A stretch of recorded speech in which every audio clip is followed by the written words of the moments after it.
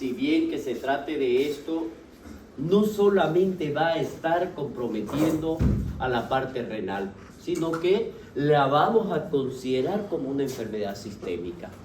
Se lo trata como un síndrome, ¿no? Y ahí vamos a ver nosotros. Este mismo cuadro de presencia ya me lleva a un cuadro obstructivo en cualquiera de los niveles donde se encuentre. Y el daño que me va a provocar me va a llevar en su evolución a lo que no queremos, ¿no? ¿Y a qué es lo que no queremos? Una enfermedad renal crónica.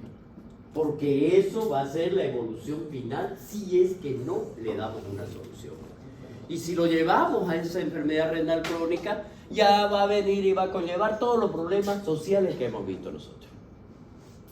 Gasto para nuestro paciente, gasto para el país. Al mismo tiempo, tiene que dializar nuestro paciente hasta que se prepare para poder recibir un trasplante. Que tendría que ser, ¿no? lo más lógico, digamos, ¿no? Dentro de todo el cuadro, por si fuera. Me lo llevo mi café por eso lo Ya me lo tomé. Entonces, vamos a ver nosotros acá, de acuerdo, miren a esto, si es tan frecuente en la población, esto va aumentando. ¿Por qué? Por el tipo de alimentación. Predomina más en los hombres la relación de 2 hasta 4 en relación a 1, que es la mujer, y vamos a ver que son más frecuentes a partir de la tercera década de la vida. Es decir, a partir de los 30 años. Si hay cierta relación con la raza, los caucásicos son los más afectados dentro de ellos. Dentro de las hispanas, los asiáticos, los afroamericanos.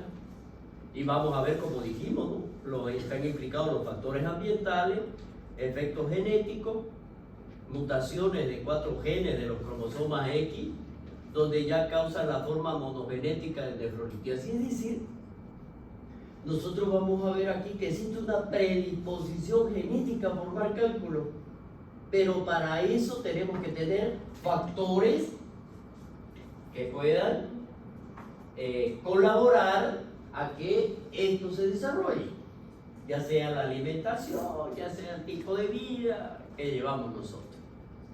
Por lo tanto, al hablar de una etiología, miren ustedes, como todos los cálculos tienen una estructura cristalina, es decir, tienen un núcleo, tienen una matriz orgánica, que es de dónde va a partir, y tiene una mucoproteína, dice que el 60% son proteínas y el 20% son hidratos de carbono. Ojo, ya me está dando la pauta de dónde estaría el origen. Y si nosotros vemos aquí, si esa es la composición de la matriz, el núcleo, entonces el resto va a estar formado por elementos o compuestos que eliminamos aquí, claramente. Y vamos a ver aquí dónde se van a formar esto, generalmente a nivel de la retina, ¿ya? Y eso vamos a ver que van a hacer su crecimiento de una manera aleatoria, es decir, en cualquiera de ellos, y estos van creciendo hasta que pueden romper la estructura que lo está dando en ellos. Cuando hay este crecimiento, miren ustedes, dice que los cálculos muchas veces se pueden fragmentar y se pueden eliminar. Pero para eliminarlo, para ello, se necesita que el tamaño del cálculo sea o menor o igual al calibre del conducto excretor. Y hablamos nosotros de quién? Del uréter. Para que pueda salir. Y ahí es donde viene el cólico. O cuando este cálculo es de este calibre, viene y cierra el conducto excretor y entonces no permite la salida de la orina y eso hace que se vaya distribuyendo y eso hace que se presione y ahí va a haber dolor. Entonces vamos a ver aquí que puede fragmentarse como lo hemos dicho. Un 80% de estos cálculos dice que dentro de su composición tienen calcio. Ya también lo podemos ir imaginando. Dentro de esto, los más frecuentes son el oxalato de calcio. pueden ser monohidratos o dihidratos, ¿ya? El 20% son estrubitas. Y aquí vamos a ver nosotros que las estrubitas se van a formar únicamente cuando existen bacterias que tienen una enzima que es la ureasa. Solo ahí se van a formar este tipo de cálculos conocidos como estrubitas. El 80% son de calcio y tienen ustedes las dos composiciones. Puede ser monohidrato o puede ser dihidrato. El 5 al 15% son ácido úrico y tienen un color anaranjado. Y vayan viéndolo ustedes aquí abajito, ¿listo? Y los cálculos de cistina se deben al 1% de la litiasis, son bien duros, pero son planos. Esa es la diferencia. Ya, o hexagonales y de color amarillo, que es lo que nosotros vamos a ver. De cada uno de ellos, ustedes ya lo tienen ahí. Ahí está, de cada uno, para que puedan analizar. Bien. ¿Cuál sería la patogenia de esta evolución?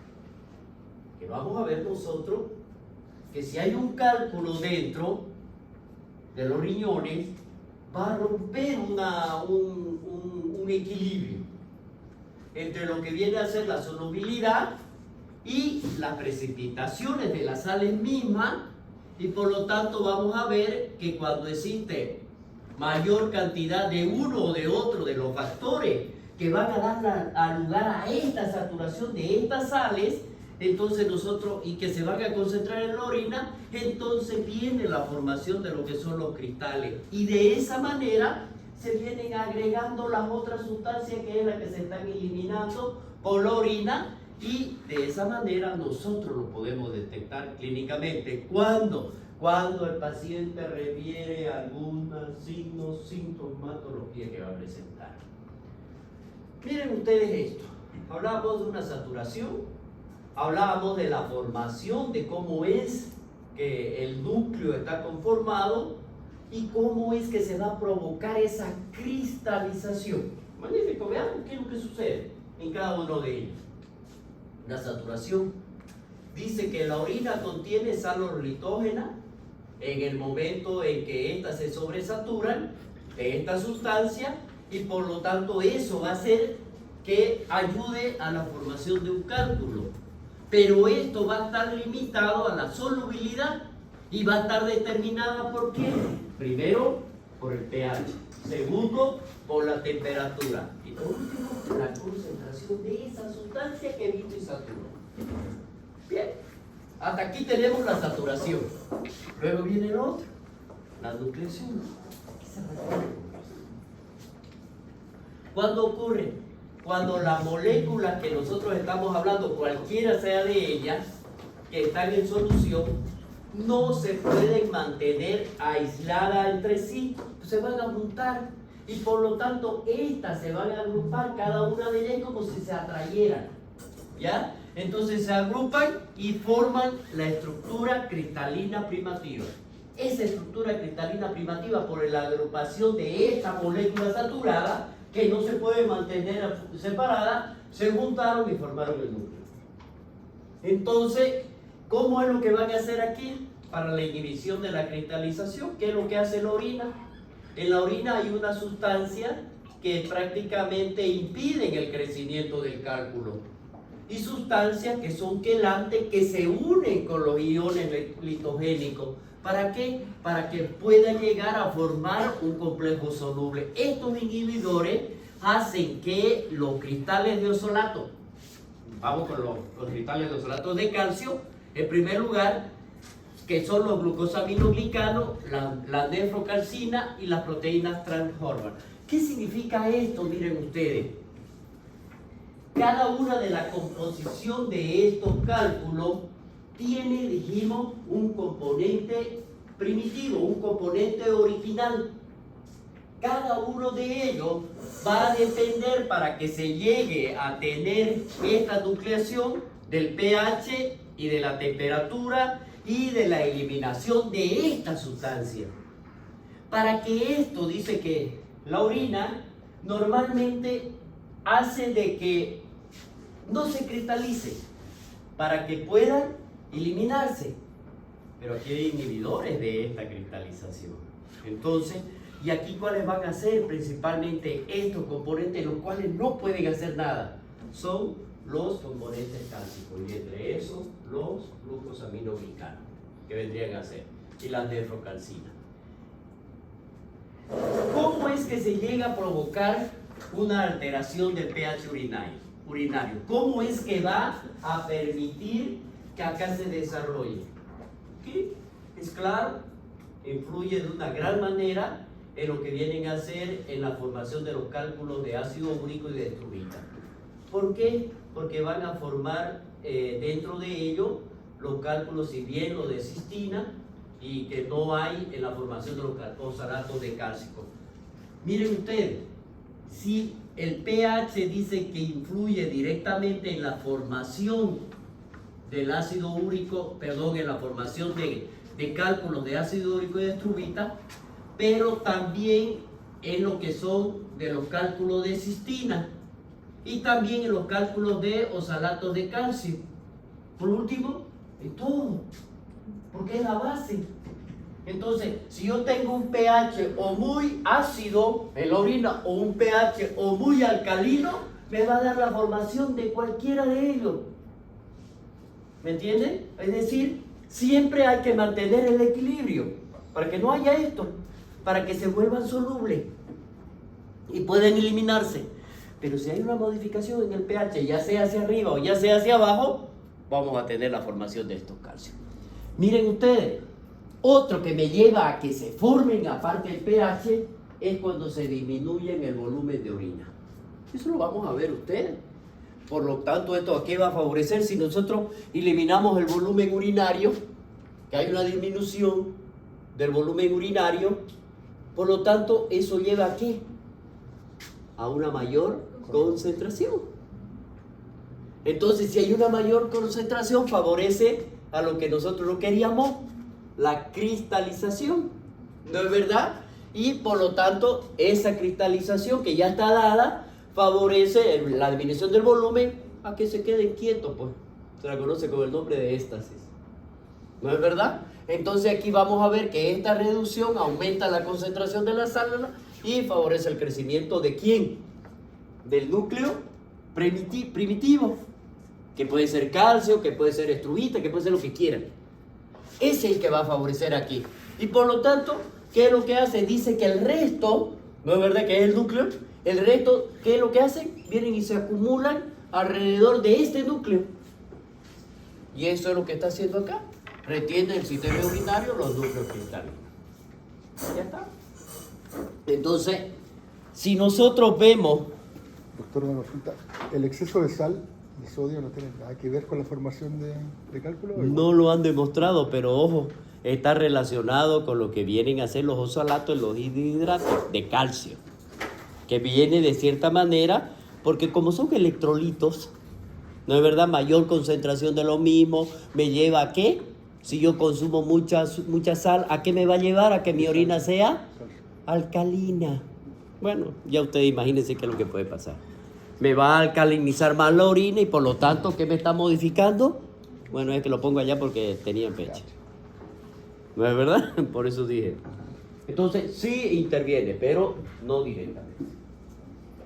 ¿Cuáles son los tipos de litiasis? Lo que habíamos dicho, ¿no? Cálcica, y entre eso tenemos en quiénes, en la hipercalciuria, la hipocitranuria, la hiperoxaluria, litiasis úrica, hiperuricosuria, la litiasis uricosuria, todo lo que termina en suria es eliminado por la orina, ¿ya? Litiasis cistínica y litiasis por estrubita, lo que habíamos hablado. Esto se lo he puesto así. ¿Por qué razón? ¿Ya? Porque aquí nosotros tenemos que hablar de estas litiasis cálcicas, que son los más frecuentes de las litiasis renales, cuando exista una hipercalciuria, cuando existe una hipocitranuria o una hiperoxalasuria o una hiposalasuria. ¿Qué es lo que hace? Estos van a cursar, pero no me van a dar alteraciones metabólicas. no hay una alteración metabólica de ello, sino que lo está eliminando de la manera como tiene. ¿Y eso qué permite? De que haya o mayor concentración en la orina o disminución de la misma, y vamos a ver nosotros que me va a llevar a una modificación de esto, de la actividad metabólica de estos componentes. Bien, veamos, miren ustedes, un paciente que tiene una hipercalciuria, ya vamos a ver que en primer lugar nosotros tenemos que descartar algún problema sistémico que me esté provocando el aumento del calcio. ¿Qué es? Entonces voy a pedir un calcio y voy a ver y voy a identificar, existe una hipercalcemia. Magnífico, tiene que estar relacionado, ¿no es verdad? La hipercalcemia con la hipercalciuria, porque está eliminando mayor cantidad del mismo. Y eso está permitiendo de que se concentre. Las causas más frecuentes de esto, que se van a asociar a la hipercalcemia, vamos a ver que son los pacientes que tienen patología de las glándulas parótidas. Y ahí hablamos de un hiperparatiroidismo. Y cuando hablamos de un hiperparatiroidismo primario, vendría a ser el responsable del 5% de la litiasis. Cuando es secundario, el hiperparatiroidismo es de origen de otra causa. Puede ser una enfermedad renal cuando es secundario. Pero cuando es primario, es la misma glándula la que lo está produciendo. Puede ser un tumor. Puede ser un tumor.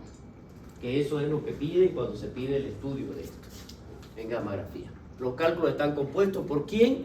Por los oxalatos de calcio o por hidrosis apatita, en la mayoría de los casos. Cuando la calcemia, miren ustedes, es normal, entonces, y tenemos un paciente con hipercalciuria, ¿qué decimos nosotros? Es idiopática. ¿Qué significa idiopática? Que no sé cuál es la causa, pero hay algo, ¿no es verdad? En este caso, la causa más frecuente que se ha visto en las idiopáticas, que vendría a ser el responsable de los del 60% de las litiasis renales y el 70% de las hipercalciurias. Entonces, lo más prevalente en varones y el primer episodio litiásico ocurre durante la tercera década, que es lo que nosotros estamos hablando. Bien, eso para que ustedes, cuando tienen un paciente que tenga hipercalciuria, ver primero investigar si hay hipercalcemia, porque eso los va a llevar a la formación de lo que estamos hablando ya. Cuando existe hiposcitraturia, ¿qué hay aquí? Aquí, si la nucleación es bien espontánea del oxalato cálcico o retarda la aglomeración de los cristales, entonces este mismo vendría a ser un potente inhibidor del crecimiento de los cristales de fosfato cálcico y de esa manera reduce la saturación urinaria de los sales, de las sales cálcicas. Es decir, miren ustedes, el mismo organismo está poniendo un límite para poder dar una evolución a que no se formen estos cálculos. Y esta es la forma que lo está haciendo, evitando esa saturación y tratando de eliminar e inhibiendo la cristalización. Por lo tanto, si nosotros decimos de la hipocatraturia, es decir, de la excreción urinaria menor de 300 miligramos al día, y aparece en el 30% de la litiasis clásica, y sus principales causas vendría a ser la acidosis tubular. ¿Qué significa tubular? A nivel del túbulo, contorneados, tanto proximales como distales. Y vamos a ver nosotros aquí que dentro de esto, las enfermedades renales crónicas, el tratamiento con acetosolamidas o tiazida y la depresión del potasio son los causantes principales de este tipo de cálculos en sí. Si nosotros hablamos de la hiperoxalaturia, en este caso, el organismo, el cuerpo humano, no lo metaboliza los oxalatos. ¿Por qué? porque estos solo pueden eliminarse a través de la excreción urinaria. Y proviene de dos fuentes. Una que vendría a ser la producción endógena y la otra que es debida a la absorción intestinal. ¿A partir de quiénes? De los alimentos. Me avisan cuando terminen de entrar ya. Y van a evitar estar saliendo en clases, por favor. Tienen todo el tiempo necesario antes de ingresar a clase para hacer todo lo que tengan que hacer. ¿Listo? Ya. Entonces, si nosotros hablamos de la producción de los oxalatos, ya dijimos, tienen dos formas. Una endógena y la otra que va a venir por la absorción intestinal a partir de los alimentos. Entonces, ¿cuándo nosotros vamos a decir que existe una hiperoxaluria? Cuando hablamos de oxaluria, estamos hablando, perdón, de estamos hablando del oxalato, de calcio, en general. ¿Ya? Entonces, aquí vamos a ver nosotros que cuando la eliminación, hablamos de ello cuando la eliminación es superior a los 50 miligramos al día. Dentro de eso podemos considerar nosotros que puede ser primaria, ¿ya? En el resultado de dos defectos genéticos. Aquí ya no está metiendo los defectos genéticos bioquímicos. Y por lo tanto, este defecto va a alterar su metabolismo a nivel hepático.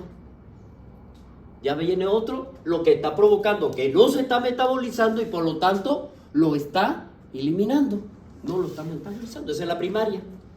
Si nosotros hablamos de la secundaria o adquirida, entonces aquí vamos a ver nosotros que se va a provocar en aquellos pacientes que tienen algún tipo de trastornos intestinales, como vendría a ser una fibrosis quística, una enfermedad celíaca, una enfermedad inflamatoria o una recepción ileal.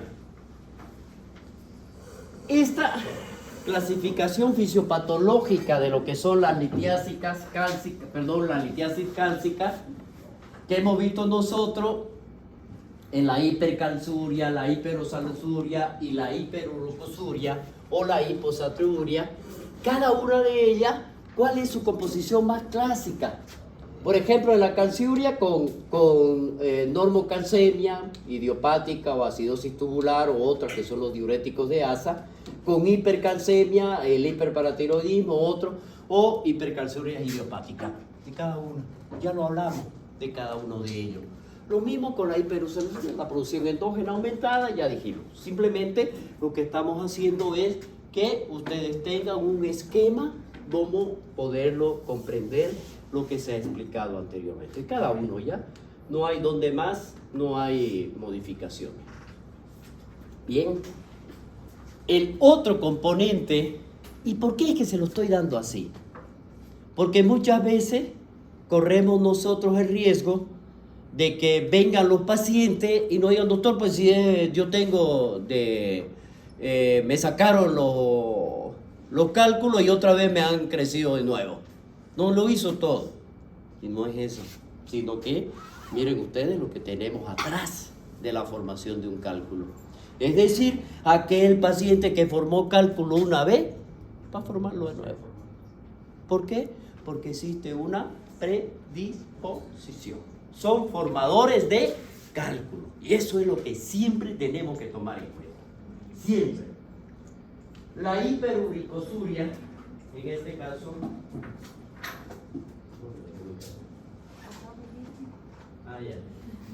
¿qué es lo que va a pasar acá? Miren ustedes.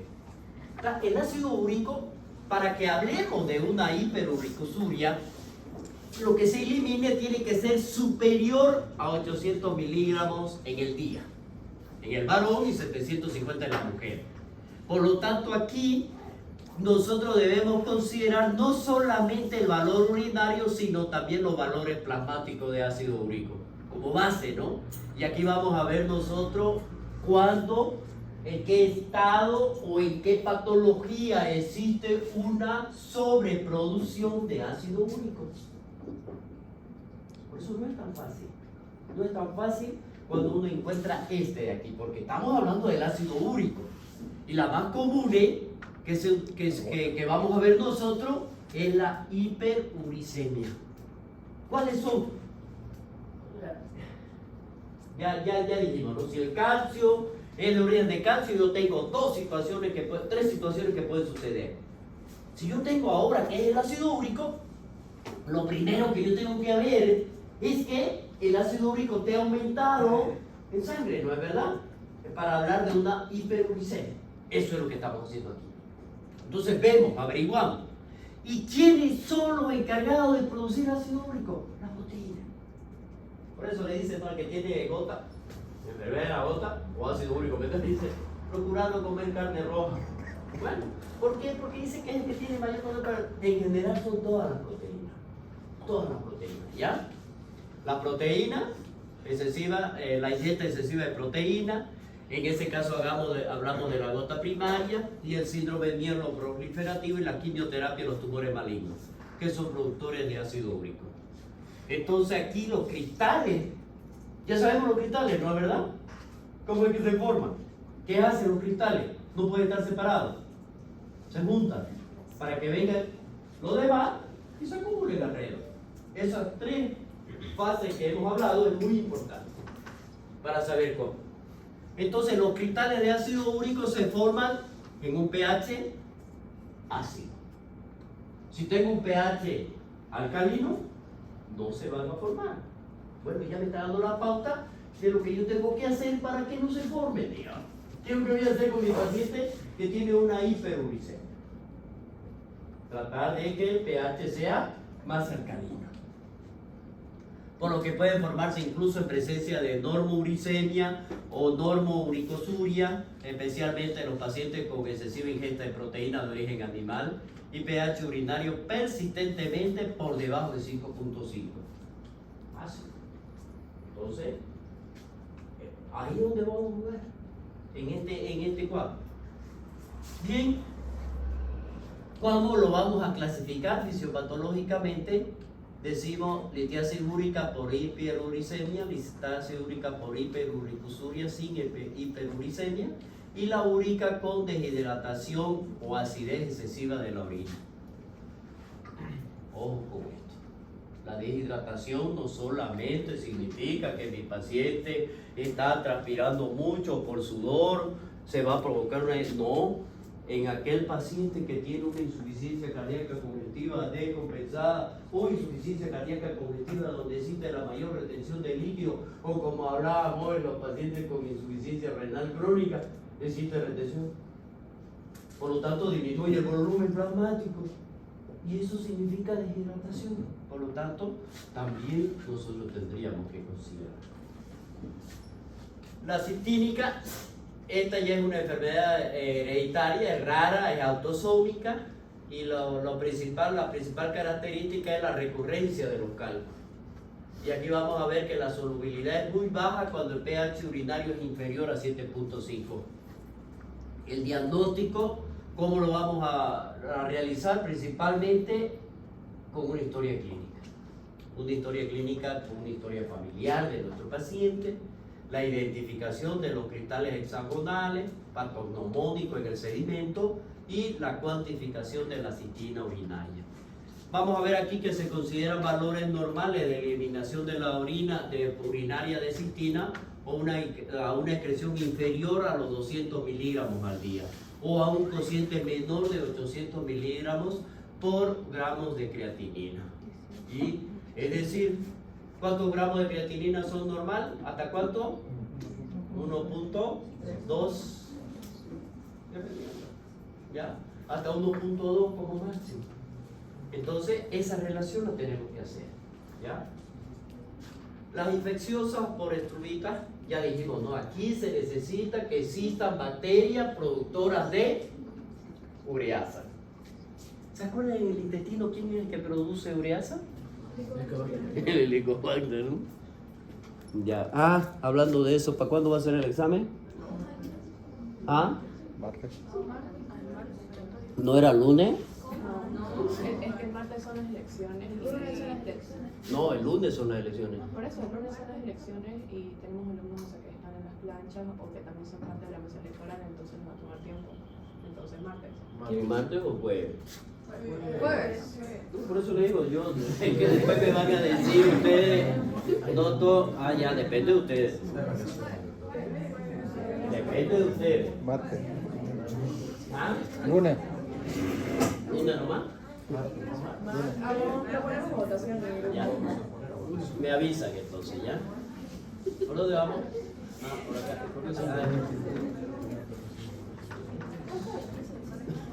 Oye, mañana no sé si tengo tiempo allá todavía.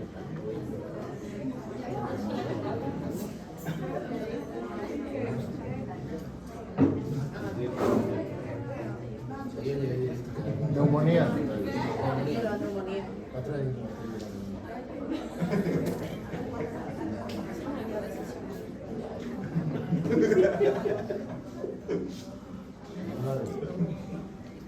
Ya, hablemos entonces de la litiasis infecciosa, ¿listo? Cuando hablamos de la litiasis infecciosa, ya dijimos nosotros, aquí solo se van a formar cuando existan gérmenes ureolíticos, dice.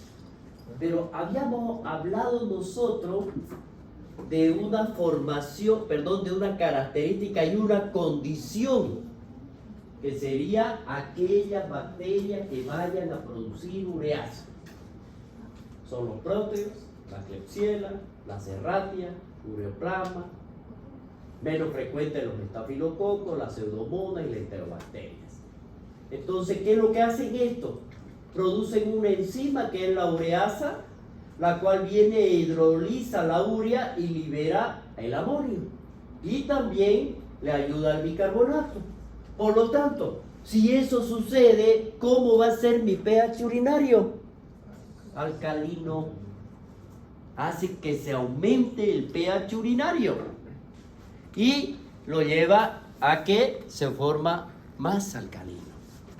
Esto hace lo que habíamos hablado, por eso les dije, estos 3 pasos no se olviden ustedes, porque ahí va a haber un pronto bonito. ¿Ya? Entonces, ¿qué hace esto? Hace que se favorezca la cristalización. La cristalización dice que a menudo es mixta porque va a tener de todo. ¿Ya? Y tenemos aquí 2 tipos de ello. Uno, el fosfato de amonio y de magnesio y los fosfatos de calcio. Y el urato de amonio. Miren ustedes la cristalización de todos ellos, 4.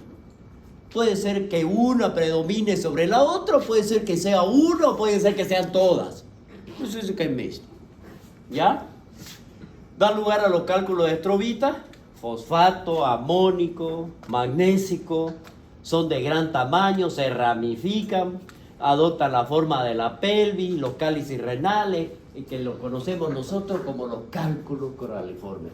Son los que más me llegan pacientes jóvenes, inclusive, a realizar una gammagrafía renal, porque este cálculo se ramifica y es como un coral, ¿ya? Es como un coral, es decir, va a buscar donde existan la pelvis, ingresa y hacen así más o menos.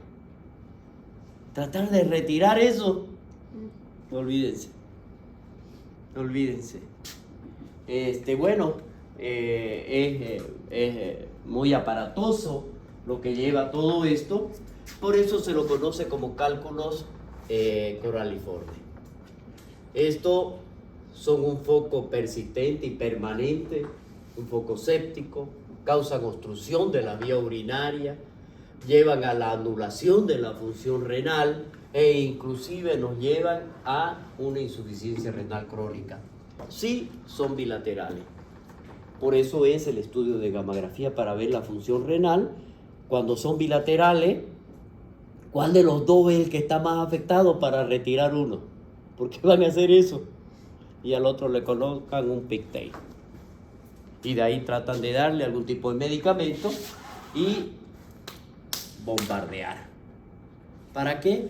Para que se pueda desestructurar y de esa manera, como dijimos, ¿no?, al inicio, se puedan ir eliminando algunos y otros que lo hacen mediante una percutánea, que ya existen muchos métodos ahora de poder sacarlo, ¿ya?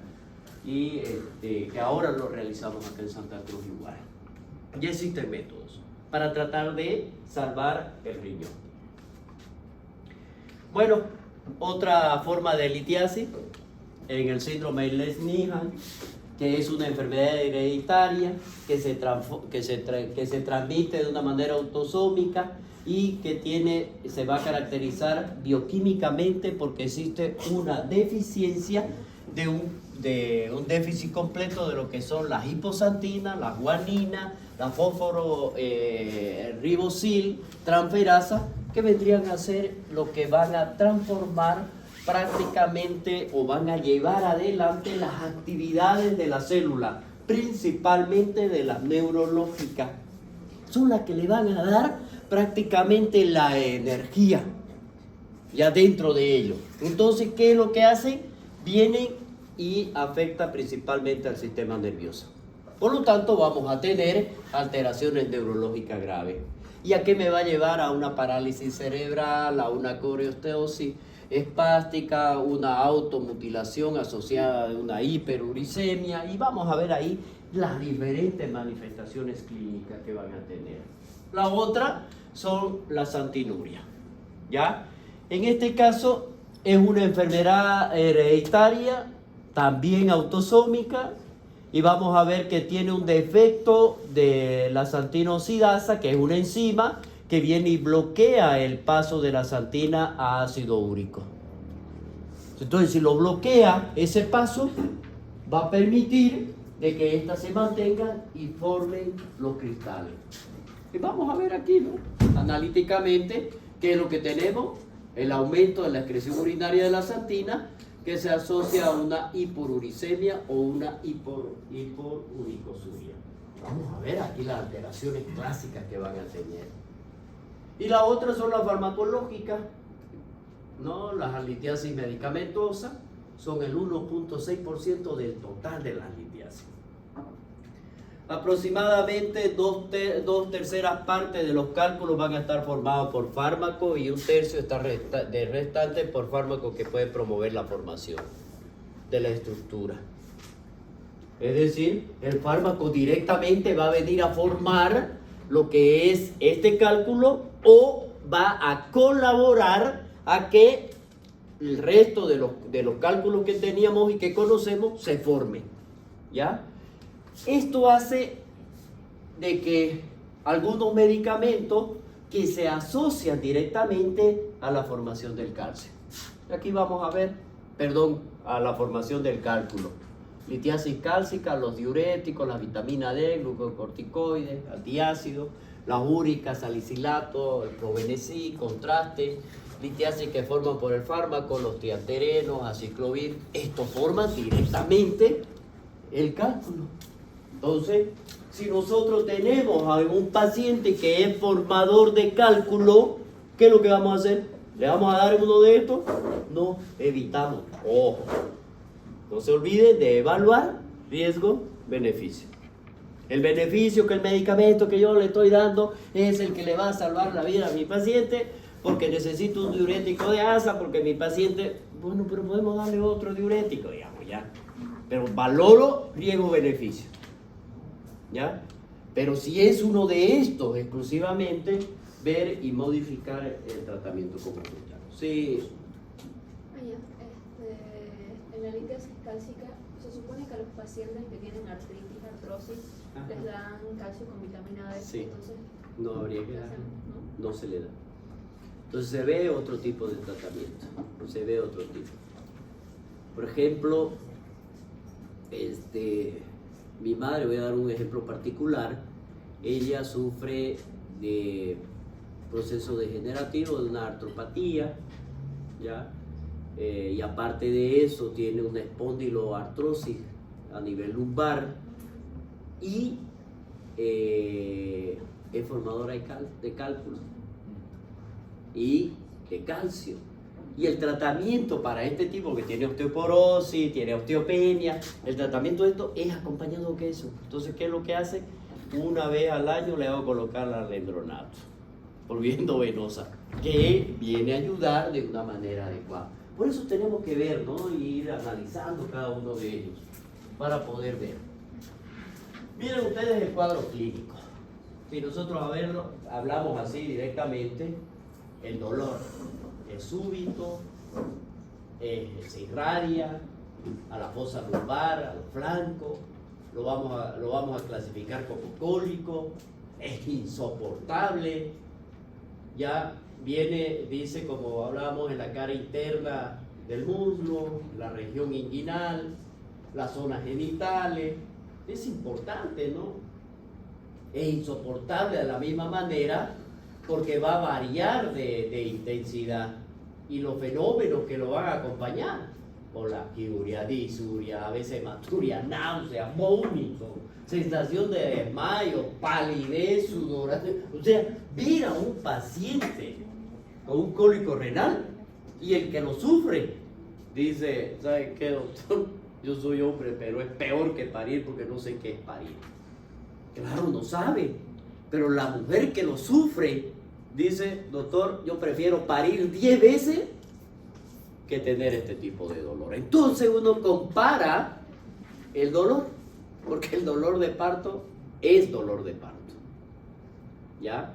En cambio aquí se localiza en ciertas regiones.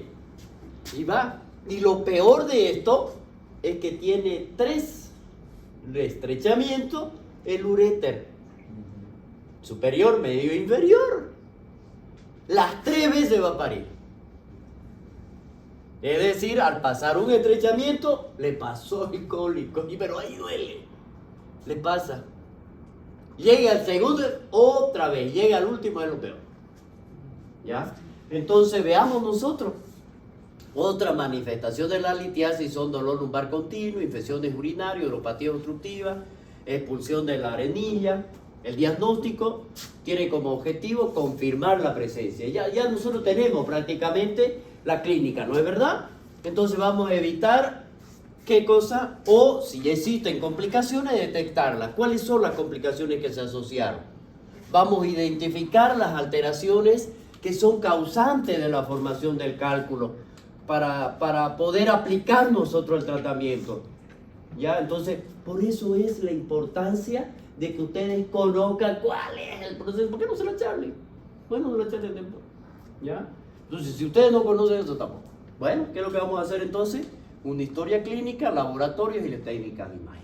Ese es el cuadro que nosotros tenemos que tener. La anamnesia, ¿qué va a estar dirigida? Principalmente conocer el número de cálculos, la frecuencia, la edad de inicio, el tamaño, riñón que es el más afectado, el tipo de litiasis, infecciones que se asocian, antecedentes familiares, medicamentos, enfermedades de base, para que nosotros podamos complementar el estudio metabólico, o sea, de este tipo de preguntas que hemos realizado, necesitamos realizar una exploración física, ¿no es verdad? Y disponer de pruebas que sean las adecuadas y realizar estos estudios. En caso de que nosotros esté indicado realizarlo, ¿cuáles son las indicaciones del estudio metabólico? ¿Cuándo lo voy a pedir? ¿Cuándo voy a pedir yo los estudios de si tengo calcio aumentado de calcio en sangre, digamos, calcio en orina? ¿Cuándo lo voy a pedir? A eso se refiere, cuando hayan antecedentes familiares, presencia de litiasis bilateral, enfermedades inflamatorias, antecedentes de operaciones bariátricas, afecciones asociadas a litiasis, que como el hiperparatiroidismo, una acidosis tubular, presencia de nefrocarcinosis o presencia de osteoporosis o fracturas esqueléticas, litiasis asistina y ácido úrico. El laboratorio. Aquí vamos a pedir un uroanálisis, ¿no es verdad? Para ver si hay hematuria, cómo está el pH urinario, de dónde van a estar. Ya lo hablamos de ellos, cuando se aumenta, cuando está por encima de 7.5, los componentes se desdoblan. Lo que hacen desdoblar es a la urea. ¿En qué? En amoníaco. Ojo. Y el otro, cuando está disminuido, hablamos nosotros de los ácidos úricos o de piedra de cistina. la química sanguínea, ¿qué vamos a pedir? Por esa razón es que dice, ¿no? ¿Cuándo está indicado pedir estos estudios? Porque son muchos. Calcio, fósforo, magnesio, creatinina, proteínas totales. Una segunda fase ya podemos medir las paratormonas. Vamos a ver la vitamina D, la calcitonina, en caso de que fuera necesario. La técnica de imagen, la tomografía helicoidal sin contraste. Vemos aquí que es uno de los mejores, ¿no? Que es el que nos va a permitir, porque nos va a dar anatomía relacionada con la estructura anatómica. Es decir, me va a decir, está el cálculo en tal lugar. Me va a comprometer porque este es un corte transversal o coronal y luego yo lo puedo ver sagital y voy a saber dónde está. ¿No es verdad? El diagnóstico de litiasis es debido a que detecta la mayoría de la litiasis según su densidad, localización y apariencia. Puede sugerir inclusive la composición del cálculo. Y además de eso, como le dije, detecta lo que son las obstrucciones de las vías urinarias. Esta de acá se encuentra dentro del riñón y por lo tanto va a estar ¿dónde? En la pelvis renal. ¿Ya? La radiografía simple de abdomen también me va a permitir identificarla. Ya detecta la existencia de una hipercalciuria obstructiva y se clasifican de tipo 1, que no responde a la restricción del calcio y tiene una respuesta exagerada a la sobrecarga oral. Tipo 2, estamos hablando del calcio. ¿Ya? En la que el calcio urinario se normaliza tras restringir el mismo en la dieta. La sensibilidad es de un 59%, o sea, el 59% que podamos detectarlo, los de calcio, o cualquier otro tipo, un 59%. Pero la especificidad, es decir, lo que estoy viendo es un cálculo, me da la realidad, es hasta un 77%. Miren esto. El 90% de los cálculos son visibles a los estudios de rayos X. Eso es lo que me está diciendo. ¿Ya? Vamos a identificar el cálculo radiopaco, cálculo densidad radiopaco, los fosfatos de calcio. La densidad es 22, por lo tanto son muy opacos. Oxalato de calcio, 10.08, que es la densidad, son opacos. Fosfato de amónico con magnesio, el 4.1, moderadamente opaco. Lo de cistina, 3.7, es ligeramente, casi no lo voy a ver. Y los ácidos úricos, que son los amónicos, sódicos, 2.4, no opacos, por lo tanto no los veo. Por eso dice que es el 90% lo puedo ver, el resto no. Diagnóstico diferencial con una pielonefritis aguda, el dolor renal agudo, simula por lo tanto un cálculo renal. Necrosis papilar provoca cólico renal si alguna papila obstruye la unión uretropélvica.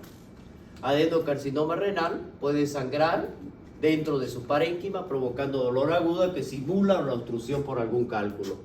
Y el otro que es el tumor de células transicionales, ¿no? En la pelvis o en el cálice y semejan el cálculo del ácido úrico. El tratamiento. Aquí lo importante es que nosotros tenemos que ver, ¿no? Un tratamiento médico. ¿A quién se lo vamos a dar? Aumento forzado de consumo de líquido. Es lo que uno recomienda. Restricción de sodio para no modificar el pH. Bajar de peso, restricción de proteína, mantenimiento de consumo de calcio moderado y evitar alimentos ricos en oxalato. Pinaca, remolacha, chocolate, té. Los analgésicos, cuando ya está con cólico. Entonces lo importante aquí es él. Y vamos a ver, ¿no?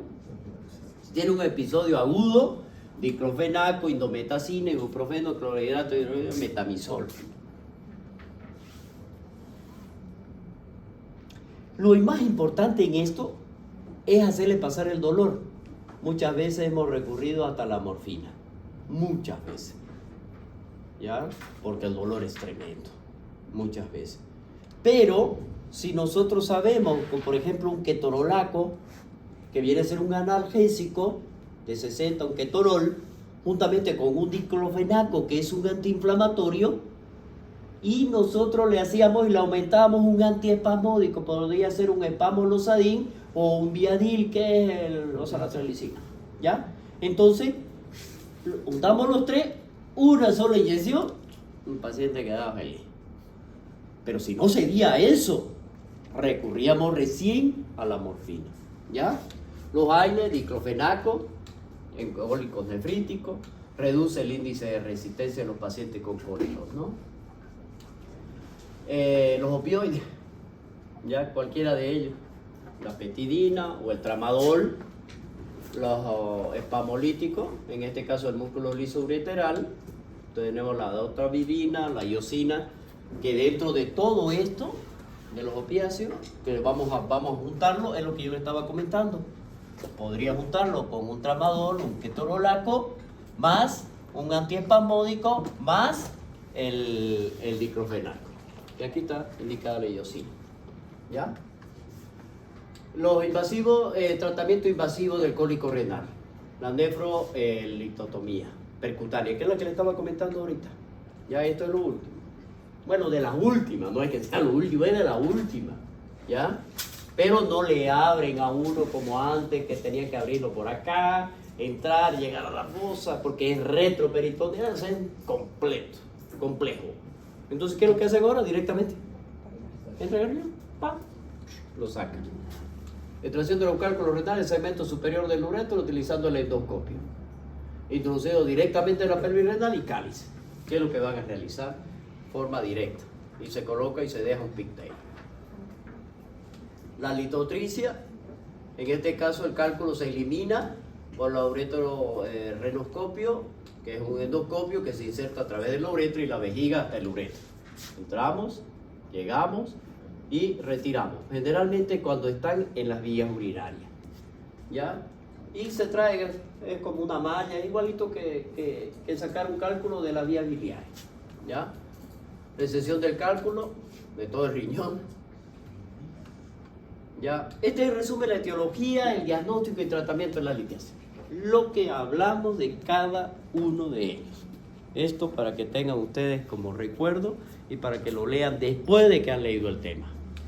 Y puedan saber ustedes cuáles son el tratamiento específico, cuál es el diagnóstico de forma directa y cuánto es lo que vamos a tener en cada uno. ¿Qué enfermedades son las que me pueden dar este tipo? Lo que hablábamos nosotros dentro de las predisposiciones en las cuales podríamos estar expuestos nosotros si tenemos una enfermedad de base. Bueno, a continuación de la anterior, ¿ya? Eso es, chicos. Con eso tienen para distraerse. Bueno, hasta aquí el primer parcial. Mejor dicho, el primer examen. O si quieren, damos uno solo, juntamente con equilibrio. Desde el día lunes, la próxima semana, les rogaría que tomen atención a lo que les voy a dar. ¿Ya? Porque primero vamos a hablar del equilibrio hidroelectrolítico. Vamos a hablar de un equilibrio electrolítico. Y de último se lo he dejado equilibrio ácido-base, porque está en base a esto. Entonces, si no entendemos ninguno de ellos, muy difícilmente vamos a comprender esta partecita. ¿Listo? Ya tomó lista. Ah, no ha venido Camille, ¿no?